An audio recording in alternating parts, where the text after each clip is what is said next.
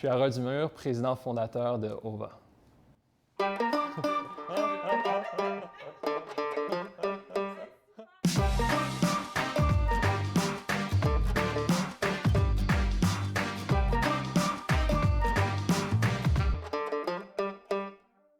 Ouais, OVA a commencé en 2014, un dur hiver en février, ça fait un peu plus de 7 ans.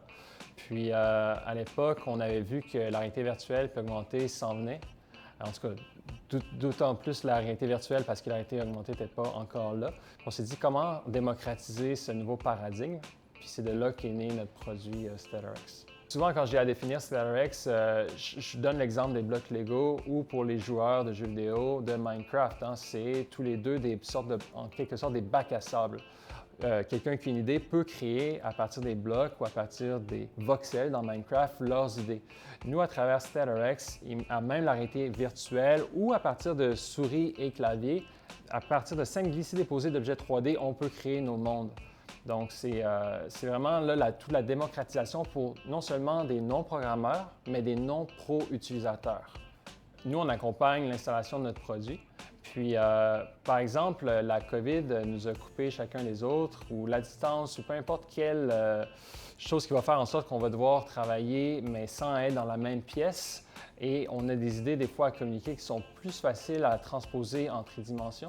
Donc, notre logiciel, là, peut permettre de brainstormer, de pouvoir faire du design, de pouvoir collaborer ensemble alentour d'une pièce quelconque, une pièce de moteur, une nouvelle idée, du design industriel. Puis là, StellarX, c'est tout à propos pour pouvoir glisser-déposer sur un canevas vierge ces idées-là. Et avec quelle entreprise on travaille?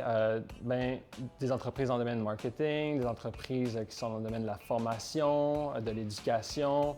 C'est vraiment des entreprises qui ont un besoin de création de contenu 3D facile, qui veulent faire cette transposition-là, ou qu'aujourd'hui on communique en 2D, mais les humains sont faits pour communiquer en 3D.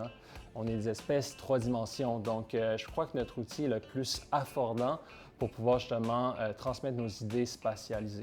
Puis oui, l'accompagnement à travers Zoo, dès le début, nous on est ici depuis au moins 2 ans, on était dans les premiers occupants.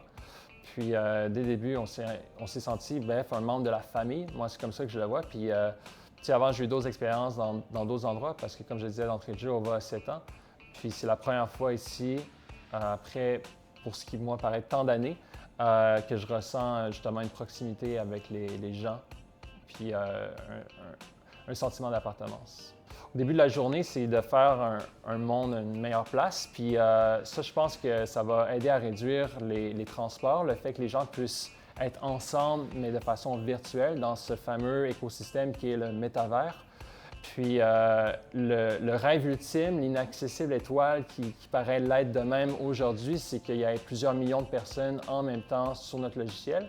Puis je dis souvent aux gens avec qui je collabore au quotidien qu'il faut que notre logiciel puisse passer le test de la brosse à dents. On doit se brosser en principe 2 fois les dents par jour.